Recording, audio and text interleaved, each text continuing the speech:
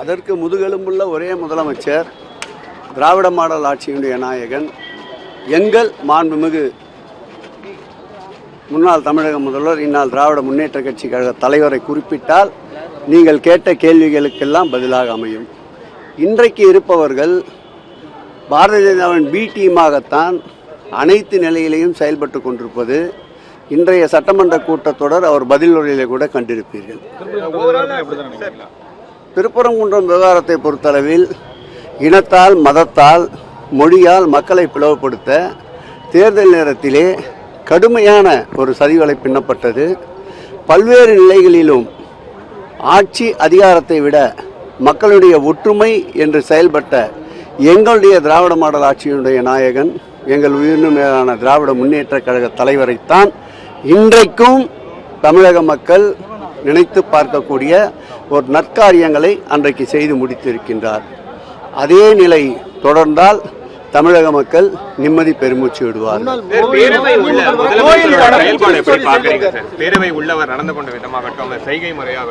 எங்களுடைய சட்டமன்ற எதிர்க்கட்சி தலைவர், திராவிட முன்னேற்ற கழகத்துடைய இளைஞரணி செயலாளர் தகுந்த பதிலை இன்றைக்கு பேரவையை விட்டு வெளியில் வந்தவுடன் பத்திரிகையாளர் சந்திப்பில் சொல்லியிருக்கின்றால், இன்னும் கட் என்ற வார்த்தை தான் வரவில்லை, ஸ்டார்ட் என்ற வார்த்தை தான் வரவில்லை, கேரவன் வேன் தான் இன்னும் வெளியிலே இல்லை, ஸ்டென்ட் மாஸ்டர்கள் தான் இன்னும் உள்ளே வரவில்லை என்ற பல நிலைப்பாடுகளை இன்றைக்கு எங்களுடைய சட்டமன்ற கட்சியுடைய தலைவர் எடுத்து எழும்பியிருக்கின்றார்.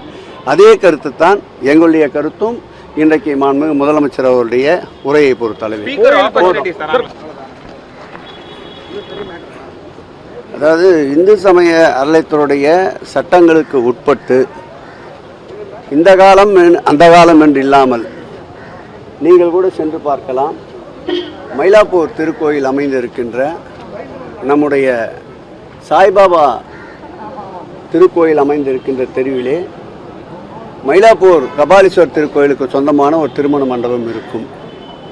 அந்த மண்டபத்தை 1967ஆம் ஆண்டு அன்றைய முதல்வர் பக்தவச்சலம் திறந்து வைத்திருக்கிறார். அந்த திறப்பு விழா கூட அன்றைய ஆளுநர் அந்த நிகழ்விலே பங்கேற்றிருக்கின்றார். நான் சொல்வது 1967ஆம் ஆண்டு. கிட்டத்தட்ட 59 ஆண்டுகளுக்கு முன்பாகவே திருமண மண்டபங்கள் என்பது இருந்து வருகின்ற ஒரு நிலை.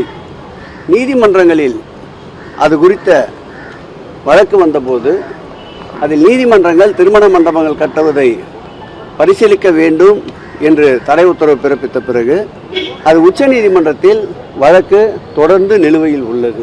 அது ஒரு புறம். நேற்றைக்கு மாண்புமிகு அமைச்சர் அவர்கள் அவையிலே குறிப்பிட்ட செய்தி, குன்னூரிலே அமைந்திருக்கின்ற ஒரு விநாயகர் கோவிலை குறித்து தெரிவித்திருந்தார். இந்து சமய அறநிலையத்துறையுடைய சட்டங்கள் விதி 36(1)A என்ன சொல்லுகிறது என்றால், திருக்கோயிலுக்கு தேவைப்படுகின்ற நிதிகளை நலிந்த திருக்கோயில்களுக்கு வசதியுள்ள திருக்கோயிலிருந்து கடன் பெற்று அந்த திருக்கோயிலுடைய மேம்பாட்டிற்கும் அந்த திருக்கோயிலுடைய வருமானத்திற்கும் பயன்படுத்தலாம் என்று சட்டம் அனுமதித்திருக்கின்றது. அந்த வகையிலே அந்த திருக்கோயிலை பொறுத்தளவில் நாம் ஏற்கனவே சொல்லியது போல் அந்த ஊட்டியிலே அமைந்திருக்கின்ற 52 திருக்கோயில்களுக்கும் நான் 5 நாள் முழுமையாக ஆய்வினை மேற்கொண்டேன்.